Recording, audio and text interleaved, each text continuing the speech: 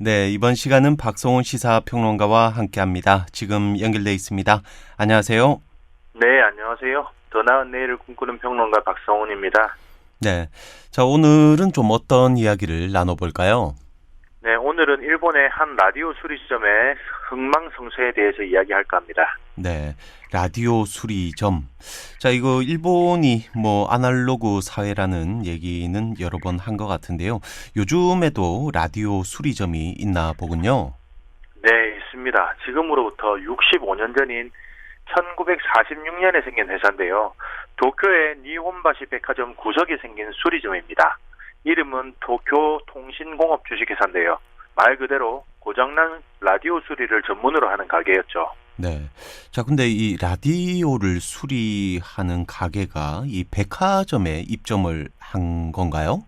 네네. 그 당시에 백화점이라고 해봤자 요즘처럼 고급스러운 이미지의 그런 백화점이 아니고요.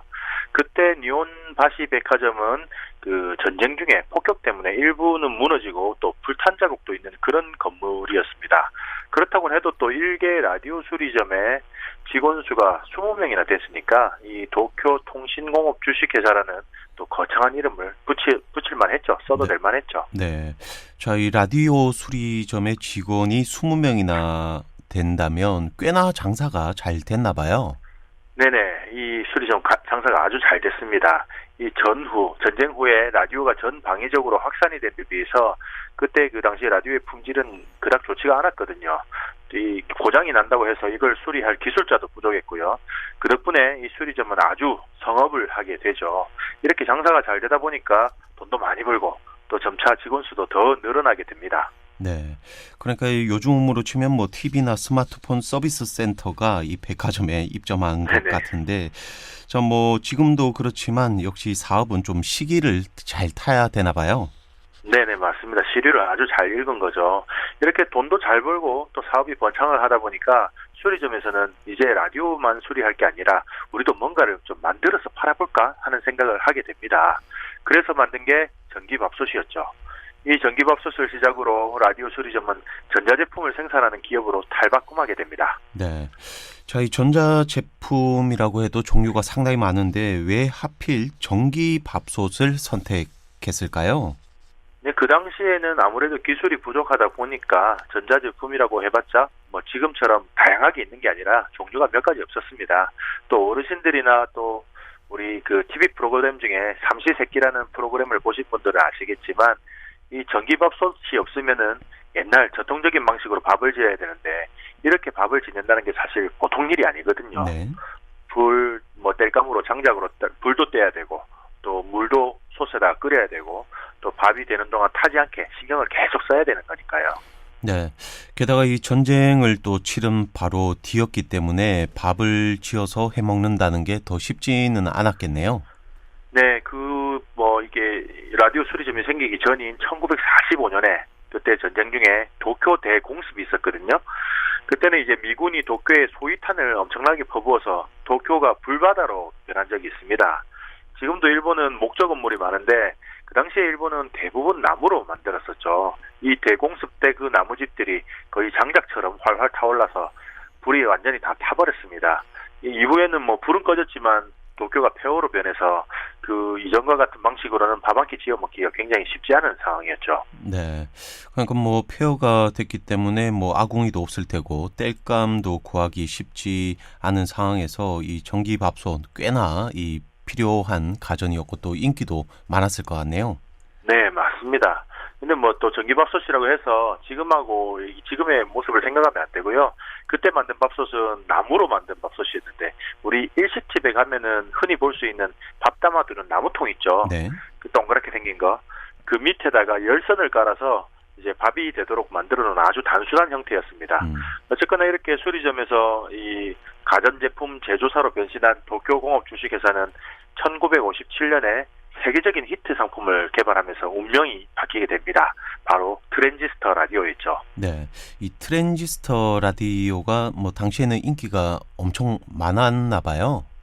네, 이 트랜지스터 라디오가 나오기 전까지만 해도 이 라디오 하면은 크기가 커다래서 거실이나 침실 한 켠에 떡하니 자리를 잡고 있었는데 이 도쿄 통신공업 주식회사가 손에 들고 다닐 수 있을 정도로 작은 트랜지스터 라디오를 세계 최초로 개발을 해낸 거죠. 그래서 이게 미국에서 불티나게 팔립니다. 이 라디오의 이름이 소니였는데요. 이 제품이 워낙에 히트를 치다 보니까 도쿄통신공업 주식회사도 회사 이름 자체를 아예 소니로 바꿔버립니다. 네. 그러니까 우리가 아는 그 일본 기업 소니가 네네, 이건 거죠? 맞습니다. 아, 네. 소니가 원래는 이 라디오 이름에서 시작이 됐군요. 네네. 자, 그런데 이 이름 소니, 이게 뭐 특별한 뭐 뜻이나 뭐 이런 게 있나요? 우리 애들이 심하게 장난치면 어르신들이 애들을 꾸짖으면서 하시는 말씀 있죠. 이놈의 손이, 그 손이 할 때 그 손입니다. 네. 이 한자로는 자손을 뜻하는 손자손, 이거를 영어로 하면은 아들이나 자손을 뜻하는 son이 되는데요. son, 이 son에다가 ny를 붙이면 son이라고 해서 젊은이라는 뜻이 있게 됩니다. 젊은이들. 근데 그걸 이제 일본식으로 발음하니까 손니가 되는 거예요. 이 손니는 일본 뜻으로, 일본어로 손해라는 뜻이거든요. 네. 그래서 N자를 하나 떼버리고 SONY만 해서 소니가 돼버린 거죠. 네. 자, 소니에 또 그런 스토리가 있었는지 몰랐군요. 자, 지금은 뭐 손흥민이 워낙 유명하다 보니까 그 애칭으로 불리는 소니가 먼저 네. 떠오르게 되는데, 뭐 어찌됐거나 이 일본 기업 소니의 또 이런 역사를 알게 된 것 같습니다. 자, 그런데 이 소니라고 하면 뭐니 뭐니 해도 가장 유명한 게 이 워크맨이잖아요. 네, 그렇죠. 소니 하면 워크맨이죠. 사실 소니는 뭐 삼성하고 LG한테 밀려나기 전까지만 하더라도 세계 TV 시장에서도 절대 강자 자리를 유지를 하고 차지하고 있었습니다. 네. 이 트랜지스터 라디오로 돈을 많이 번 소니가 1960년에 세계 최초로 트랜지스터 텔레비전을 개발하거든요. 네. 그리고 또 1961년에는 세계 최초로 비디오 테이프 레코더를 내놨고요. 또 1967년에는 트랜지스터 계산기를 또 개발을 합니다.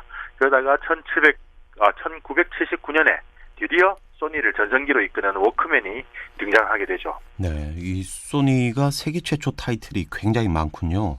네네, 자, 맞습니다. 이 워크맨이 1979년 이렇게 나와서 히트를 치게 됐는데, 뭐 저는 가져본 적은 없지만, 네. 이 어릴 때 이 학창 시절에 워크맨 하나 있으면 뭐 좀 부의 상징이고 집이 좀 산다는 걸 보여주는 그런 아이템이었잖아요.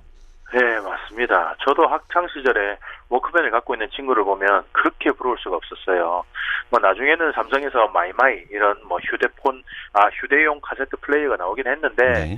당시에 워크맨은 이게 원조 이 휴대용 카세트로서 이 원조라는 아성을 굳게 지키고 있었죠. 예, 부러울 수밖에 없었습니다. 그게 그럴 만도 한 게 워크맨은 당시 돈으로도 2-30만 원을 했거든요. 아, 그렇게 비쌌군요. 네, 그게 굉장히 비쌌습니다. 네. 학생이 사기에는 터무니없이 비싼 가격이었고요. 또 지금 돈으로 치더라도 이게 적지 않은 금액인데 그때는 학생이 어떻게 그렇게 비싼 걸 들고 다닐 수 있었을까 싶을 정도로 아주 고가의 제품이었죠. 네. 그래서 이 부의 상징이 된 것 같군요. 네. 뭐 지금도 요즘 학생들은 뭐 비싼 스마트폰을 갖고 다니긴 하는데 뭐 휴대폰은 또 할부도 되기도 그렇죠. 네, 하고요.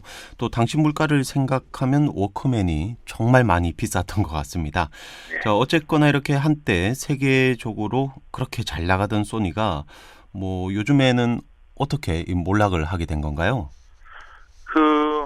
소니가 위기를 겪었는데 그 원인은 다양합니다. 일본의 장기 불황, 또 무리한 문어발식 확장, 또 경쟁자들의 맹추격, 디지털 시대로의 전환 실패, 이런 여러 가지 복합적인 이유 때문에 소니의 주가가 폭락하면서 뭐 한때는 이러다가 소니가 망하는 거 아니냐 뭐 이런 얘기까지 나돌았었죠. 그 당시에 또 샤프, 도시바 이런 일본을 대표하는 기업들이 무너지는 걸 봤으니까 또 그런 소문이 더 신빙성을 얻고 있었고요. 네. 자, 그럼 이 소니가 확장을 상당히 많이 했나 보군요. 네, 많이 했습니다. 이 소니 뮤직 엔터테인먼트라고 해가지고 뭐 음반 산업에 진출을 했고요. 또 소니 픽처스라고 해서 영화계에도 손을 뻗칩니다. 또 같이 이 게임기를 개발하고 있었는데 이 닌텐도가 이 소니를 배신을 했어요. 그 바람에 이 소니가 열받아서 플레이스테이션이라는 게임기를 자체적으로 만들어버렸죠. 또 시대 흐름에 따르겠다면서 또 스마트폰 사업에도 또 뛰어들었고요. 이 밖에도 또 애니메이션, 금융, 보험 뭐 이렇게 손을 안 대는 게 없다고 할 정도로 여러 가지 사업으로 확장을 합니다. 뭐 또 게다가 기존에 소니의 기반이었던 TV나 카메라를 제조하는 이런 전자제품 계속 제조업도 계속 하고 있었고요. 네. 이 뭐 문어발보다 확장을 더 많이 한 것 같은데요. 자, 이렇게 뭐 무분별한 사업 확장 때문에 그러면 소니가 몰락을 하게 된 건가요? 근데 이게 또 아이러니한 게요. 대부분의 또 이런 잘 나가던 기업이 망하는 걸 보면 무리한 확장이 거의 빠짐없이 원인으로 들어가거든요. 네. 근데 소니는 이 무모해 보이기까지 하는 확장 덕분에 오히려 재기의 발판을 마련합니다. 사실 이거 따지고 보면 소니가 위기로 겪은 가장 큰 원인은 바로 기반 산업이었던 제조업 때문이었어요. 네. 이 성공을 하려면 뭐 한우물만 파야 한다. 뭐 이런 말도 있긴 한데 꼭 이게 맞는 말은 또 아닌가 봐요. 네, 이게 또 그럴 만한 게 디지털 시대로 전환이 되면서 사람들이 음악을 MP3 파일로 듣잖아요. 네. 그렇게 되면서 또 이 소니의 워크맨 아예 안 팔리게 돼버렸죠. 훅 날아가 버렸습니다. 또 스마트폰이 계속 진화를 하면서 캠코더나 디지털 카메라도 안 쓰게 됐죠. 네. 거기다 또 삼성하고 LG가 TV를 굉장히 잘 만듭니다. 그러니까 뭐 소니 TV도 사람들 안 사게 됐고요. 그렇게 또 계속 이 파이가 줄어가다 보니까 제조업으로 우뚝 섰던 소니가 제조업 때문에 망할 지경이 된 겁니다. 근데 또 이런 소니를 지탱하게 해준 게 바로 금융업이었어요. 네. 소니가 금융업도 같이 하는가 봐요. 네, 이 소니는 일본 국내에서 보험을 많이 파는데요. 이게 수익을 또 꾸준하게 내주면서 소니가 굉장히 극심한 위기를 겪고 있을 때 이 위기를 넘길 수 있도록 큰 역할을 해줍니다.